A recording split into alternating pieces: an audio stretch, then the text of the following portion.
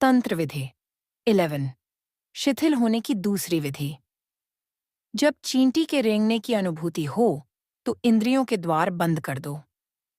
यह बहुत सरल दिखता है, लेकिन उतना सरल है नहीं। मैं इसे फिर से पढ़ता हूं। जब चींटी के रेंगने की अनुभूति हो तो इंद्रियों के द्वार बंद कर दो। तब यह एक उदाहरण मात्र है, किसी भी चीज से काम चलेगा। इंद्रियों के द्वार बंद कर दो जब चींटी के रेंगने की अनुभूति हो, और तब तब घटना घट जाएगी। शिव कह क्या रहे हैं? तुम्हारे पांव में कांटा गड़ा है, वह दर्द देता है, तुम तकलीफ में हो। या तुम्हारे पांव पर एक चींटी रेंग रही है, तुम्हें उसका रेंगना महसूस होता है और तुम अचानक उसे हटाना चाहते हो। किसी भी अनुभव को ले सकते हैं। तुम्हें घाव है जो दुखता है, तुम्हारे सिर में दर्द है या कहीं शरीर में दर्द है। विषय के रूप में किसी से भी काम चलेगा। चींटी का रेंगना उदाहरण मात्र है। शिव कहते हैं, जब चींटी के रेंगने की अनुभूति हो तो इंद्रियों के द्वार बंद कर दो। जो भी अनुभव हो, इंद्रियों के सब द्वार बंद कर दो। करना क्या है? आंखें बंद कर लो और सोचो कि मैं अंधा हूं और देख नहीं सकता। अपने कान बंद कर लो और सोचो कि मैं सुन नहीं सकता। 5 इंद्रियां हैं सुबाम हिंच तिथिंदरा है, उन सबको बंद कर लो। लेकिन उन्हें बंद कैसे करोगे? यह आसान नहीं है। क्षण भर के लिए श्वास लेना बंद कर दो और तुम्हारी सब इंद्रियां बंद हो जाएगी। और जब श्वास रुकी है और इंद्रियां बंद है तो रेंगना कहाँ है? चींटी कहाँ है? अचानक तुम दूर, बहुत दूर हो जाते हो। मेरे एक मित्र हैं, वृद्ध हैं। वे एक बार सीढ़ी से गिर पड़े और डॉक्टरों ने कहा कि अब वे 3 महीनों तक खाट से नहीं हिल सकेंगे। 3 महीने विश्राम में रहना है। और वे बहुत अशांत व्यक्ति थे। पड़े रहना उनके लिए कठिन था। मैं उन्हें देखने गया। उन्होंने कहा कि मेरे लिए प्रार्थना करें और मुझे आशीष दें कि मैं मर जाऊं, क्योंकि 3 महीने पड़े रहना मौत से भी बदतर है। मैं पत्थर की तरह कैसे पड़ा रह सकता हूं? और सब कहते हैं कि हिलिए मत। मैंने उनसे कहा, यह एक अच्छा मौका है। आंखें बंद करें और सोचें कि मैं पत्थर हूं, मूर्तिवत। अब आप हिल नहीं सकते। आखिर कैसे हिलेंगे?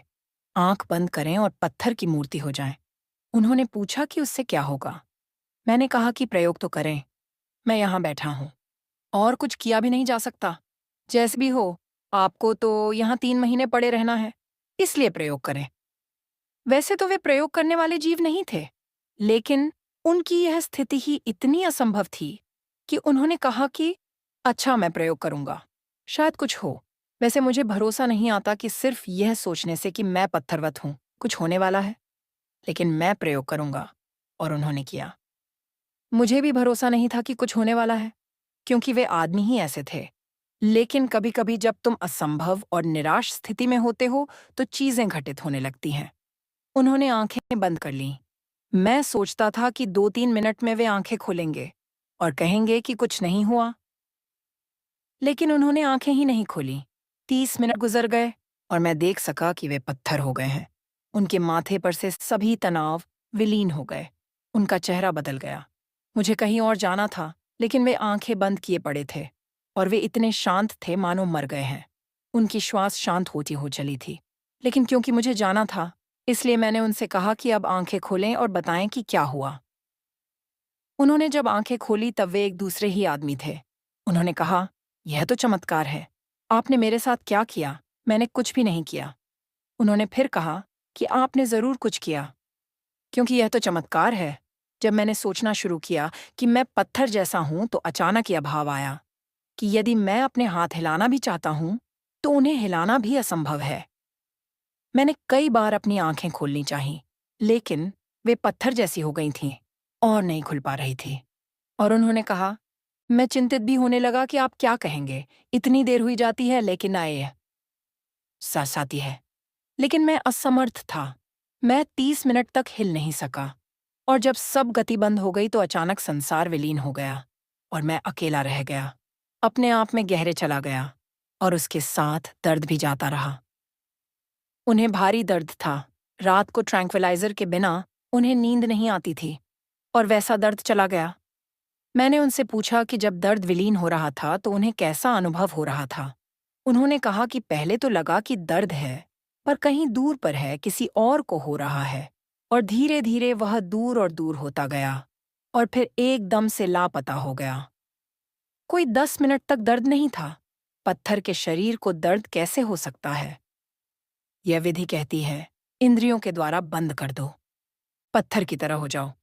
जब तुम सच में संसार के लिए बंद हो जाते हो, तो तुम अपने शरीर के प्रति भी बंद हो जाते हो, क्योंकि तुम्हारा शरीर तुम्हारा हिस्सा न हो कर संसार का हिस्सा है। जब तुम संसार के प्रति बिल्कुल बंद हो जाते हो, तो अपने शरीर के प्रति भी बंद हो गए। और तब शिव कहते हैं, तब घटना घटेगी। इसलिए शरीर के साथ इसका प्रयोग करो। किसी भी चीज से काम चल जाएगा।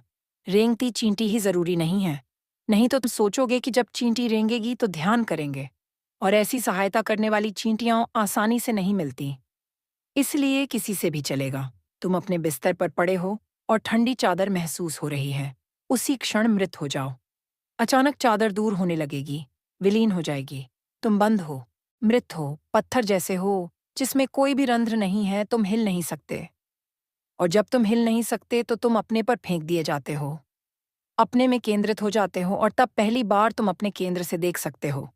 और एक बार जब अपने केंद्र से देख लिया तो फिर तुम वही व्यक्ति नहीं रह जाओगे जो थे। तंत्र विधि 12। शिथिल होने की तीसरी विधि। जब किसी बिस्तर या आसमान पर हो, तो अपने को वजन शून्य हो जाने दो, मन के पार।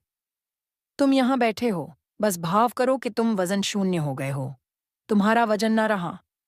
तुम्हें पहले लगेगा कि कहीं यहां वजन है। वजन शून्य होने का भाव जारी रखो। वह आता है, एक क्षण आता है जब तुम समझोगे कि तुम वजन शून्य हो, वजन नहीं है। और जब वजन शून्य नहीं रहा तो तुम शरीर नहीं रहे, क्योंकि वजन शरीर का है, तुम्हारा नहीं। तुम तो वजन शून्य हो। इस संबंध में बहुत प्रयोग किए गए हैं। कोई मरता है तो संसार भर में अनेक वैज्ञानिकों ने मरते हुए व्यक्ति का वजन लेने की कोशिश की है। अगर कुछ फर्क हुआ, अगर कुछ चीज शरीर के बाहर निकली है, कोई आत्मा या कुछ अब वहां नहीं है, क्योंकि विज्ञान के लिए कुछ भी बिना वजन के नहीं है। सब पदार्थ के लिए वजन बुनियादी है। सूर्य की किरणों का भी वजन है। वह अत्यंत कम है, न्यून है, उसको मापना भी कठिन है, लेकिन वैज्ञानिकों ने उसे भी मापा है। अगर तुम 5 वर्ग मील के क्षेत्र पर फैली सब सूर्य किरणों को इकट्ठा कर सको, तो उनका वजन एक बाल के वजन के बराबर होगा। सूर्य किरणों का भी वजन है, वे तौली जा सकती हैं। विज्ञान के लिए कुछ भी वजन के बिना नहीं है, और अगर कोई चीज वजन के बिना है, तो वह पदार्थ नहीं, उपपदार्थ। और विज्ञान पिछले 20-25 वर्षों तक विश्वास करता था कि पदार्थ के अतिरिक्त कुछ नहीं है। इसलिए जब कोई मरता है और कोई चीज शरीर से निकलती है, तो वजन में फर्क पड़ना चाहिए। लेकिन यह फर्क कभी न पड़ा। वजन वही का वही रहा। कभी कभी थोड़ा बड़ा ही है, और वह समस्या है। जिंदा आदमी का वजन कम हुआ, मुर्दा का ज्यादा। उसमें उलझने बढ़ी, क्योंकि वैज्ञानिक तो यह पता लेने चले थे कि मरने पर वजन घटता है। तभी तो वे कह सकते हैं कि कुछ चीज बाहर गई, लेकिन वहां तो लगता है कि कुछ चीज अंदर ही आई। आखिर हुआ क्या? वजन पदार्थ का है, लेकिन तुम पदार्थ नहीं हो। अगर वजन शून्यता की हम विधि का प्रयोग करना है तो तुम्हें सोचना चाहिए। सोचना ही नहीं, भाव करना चाहिए कि तुम्हारा शरीर वजन शून्य हो गया है। अगर तुम भाव करते ही गए, भाव करते ही गए, तो तुम वजन शून्य हो। तो एक क्षण आता है कि तुम अचानक अनुभव करते हो कि तुम वजन शून्य हो गए। तुम वजन शून्य ही हो। इसलिए तुम किसी समय भी अनुभव कर सकते हो। सिर्फ एक स्थिति पैदा करनी है जिसमें तुम फिर अनुभव करो कि तुम वजन शून्य हो। तुम्हें अपने को सम्मोहन मुक्त करना है। तुम्हारा सम्मोहन क्या है? सम्मोहन यह है कि तुमने विश्वास किया है कि मैं शरीर हूं, और इसलिए वजन अनुभव करते हो। अगर तुम फिर से भाव करो, मसामो, विश्वास करो कि मैं शरीर नहीं हूं, तो तुम वजन अनुभव नहीं करोगे। यही सम्मोहन मुक्ति है कि जब तुम वजन अनुभव नहीं करते तो तुम मन के पार चले गए। शिव कहते हैं, जब किसी बिस्तर या आसन पर हो तो अपने को वजन शून्य हो जाने दो, मन के पार। तब बात घटती है। मन का भी वजन है। प्रत्येक आदमी के मन का वजन है। एक समय कहा जाता था कि जितना वजनी मस्तिष्क हो उतना बुद्धिमान होता है, और आमतौर से यह बात सही है, लेकिन हमेशा सही नहीं है, क्योंकि कभी कभी छोटे मस्तिष्क के भी महान व्यक्ति हुए हैं, और महामूर्ख मस्तिष्क भी वजनी होते हैं। कुछ बातें, कभी कभी मुर्दों का वजन क्यों बढ़ जाता है? ज्यों ही चेतना शरीर को छोड़ती है कि शरीर असुरक्षित हो जाता है। बहुत सी चीजें उसमें प्रवेश कर जा सकती हैं। तुम्हारे कारण वे प्रवेश नहीं कर सकती हैं। एक शिव में उनके तरंगें प्रवेश कर सकती हैं, तुम में नहीं कर सकती हैं। तुम यहाँ थे, शरीर जीवित था, वह अनेक चीजों से बचाव कर सकता था। यही कारण है कि तुम एक बार बीमार पड़े कि यह एक लंबा सिलसिला हो जाता है। एक के बाद दूसरी बीमारी आती चली जाती है। एक बार बीमार होकर तुम असुरक्षित हो जाते हो, हमले के प्रति खुल जाते हो, प्रतिरोध जाता रहता है, तब कुछ भी प्रवेश कर सकता है। तुम्हारी उपस्थिति शरीर की रक्षा करती है, इसलिए कभी कभी मृत शरीर का वजन बढ़ सकता है, क्योंकि जिस क्षण तुम उससे हटते हो उसमें कुछ भी प्रवेश कर सकता है। दूसरी बात है कि जब तुम सुखी होते हो तो तुम वजन शून्य अनुभव करते हो, और दुखी होते हो तो वजन अनुभव करते हो। लगता है कि कुछ तुम्हें नीचे को खींच रहा है, तब गुरुत्वाकर्षण बहुत बढ़ जाता है। दुख की हालत में वजन बढ़ जाता है। जब तुम सुखी होते हो तो हल्के होते हो, तुम ऐसा अनुभव करते हो। क्यों क्यों? क्योंकि जब तुम सुखी हो, जब तुम आनंद का क्षण अनुभव करते हो, तो तुम शरीर को बिल्कुल भूल जाते हो। और जब उदास होते हो, दुखी होते हो, तब शरीर के अति निकट आ जाते हो, उसे भूल नहीं पाते, उससे जुड़ जाते हो, तब तुम भार अनुभव करते हो। ये भार तुम्हारा नहीं है, तुम्हारे शरीर से चिपकने का है, शरीर का है। वह तुम्हें नीचे की ओर खींच रहा है, जमीन की तरफ खींचता है, मानो तुम जमीन में गड़े जा रहे हो। सुख में तुम निर्भर होते हो, शोक में, विषाद में वजनी हो जाते हो। इसलिए गहरे ध्यान में जब तुम अपने शरीर को बिल्कुल भूल जाते हो, तुम जमीन से ऊपर हवा में उठ सकते हो। तुम्हारे साथ तुम्हारा शरीर भी ऊपर उठ सकता है। कई बार ऐसा होता है। बोलिविया में वैज्ञानिक एक स्त्री का निरीक्षण कर रहे हैं। ध्यान करते हुए वह जमीन से 4 फीट ऊपर उठ जाती है। अब तो यह वैज्ञानिक निरीक्षण की बात है। उसके अनेक फोटो और फिल्म लिए जा चुके हैं। हजारों दर्शकों के सामने वह स्त्री अचानक ऊपर उठ जाती है। उसके लिए गुरुत्वाकर्षण व्यक्त हो जाता है। अब तक इस बात की सही व्याख्या नहीं की जा सकी है कि क्यों होता है, लेकिन वह स्त्री गैर ध्यान की अवस्था में ऊपर नहीं उठ सकती, या अगर उसके ध्यान में बाधा हो जाए तो भी वह ऊपर से झट नीचे आ जाती है। क्या होता है? ध्यान की गहराई में तुम अपने शरीर को बिल्कुल भूल जाते हो। तादाद में टूट जाता है। शरीर बहुत छोटी चीज है और तुम बहुत बड़े हो। तुम्हारी शक्ति अपरिसीम है। तुम्हारे मुकाबले में शरीर तो कुछ भी नहीं है। यह तो ऐसा ही है कि जैसे एक सम्राट ने अपने गुलाम के साथ तादाद में स्थापित कर लिया है। इसलिए जैसे गुलाम भीख मांगता है, वैसे ही सम्राट भी भीख मांगता है। जैसे गुलाम रोता है, वैसे ही सम्राट भी रोता है। और जब गुलाम कहता है कि मैं ना कुछ हूं, तो सम्राट भी कहता है मैं ना क्या कुछ हूं। लेकिन एक बार सम्राट अपने अस्तित्व को पहचान ले कि वह सम्राट है, और गुलाम बस गुलाम है, से कुछ बदल जाएगा। अचानक बदल जाएगा। तुम वह अपरिसीम शक्ति हो जो क्षुद्र शरीर से एकात्म हो गई है। एक बार यह पहचान हो जाए, तुम अपने स्व को जान लो, तो तुम्हारी वजन शून्यता बढ़ेगी और शरीर का वजन घटेगा। तब तुम हवा में उठ सकते हो, शरीर ऊपर जा सकता है। ऐसी अनेक घटनाएं हैं जो अभी साबित नहीं की जा सकती, लेकिन वे साबित होंगी, क्योंकि जब एक स्त्री 4 फीट ऊपर उठ सकती है तो फिर बाधा नहीं। दूसरा 1000 फीट ऊपर उठ सकता है। तीसरा अनंत अंतरिक्ष में पूरी तरह जा सकता है। सैद्धांतिक रूप से यह कोई समस्या नहीं है। 4 फीट ऊपर उठे कि 400 फीट की 4000 फीट, इससे क्या फर्क पड़ता है? राम तथा कई अन्य के बारे में कथाएं हैं कि वे शरीर विलीन हो गए थे। अनेक मृत शरीर इस धरती पर कहीं नहीं पाए गए। मोहम्मद बिल्कुल विलीन हो गए थे, शरीर ही नहीं, आपने घोड़ के साथ। वे कहानियां असंभव मालूम पड़ती हैं, पौराणिक मालूम पड़ती है, लेकिन जरूरी नहीं है कि वे मिथक ही हों। एक बार तुम वजन शून्य शक्ति को जान जाओ तो तुम गुरुत्वाकर्षण के मालिक हो गए। तुम उसका उपयोग भी कर सकते हो, यह तुम पर निर्भर करता है। तुम सशरीर अंतरिक्ष में विलीन हो सकते हो लेकिन हमारे लिए वजन शून्यता समस्या रहेगी। सिद्धासन की विधि है जिसमें बुद्ध बैठते हैं, वजन शून्य होने की सर्वोत्तम विधि है। जमीन पर बैठो, किसी कुर्सी या अन्य आसन पर नहीं, मात्र जमीन पर बैठो। अच्छा हो कि उस पर सीमेंट या कोई कृत्रिमता नहीं हो। जमीन पर बैठो कि तुम प्रकृति के निकटतम रहो। और अच्छा हो कि तुम नंगे बैठो, जमीन पर नंगे बैठो, बुद्धासन में, सिद्धासन में। वजन शून्य होने के लिए सिद्धासन सर्वश्रेष्ठ आसन है। क्यों? क्योंकि जब तुम्हारा शरीर इधर उधर झुका होता है तो तुम ज्यादा वजन अनुभव करते हो।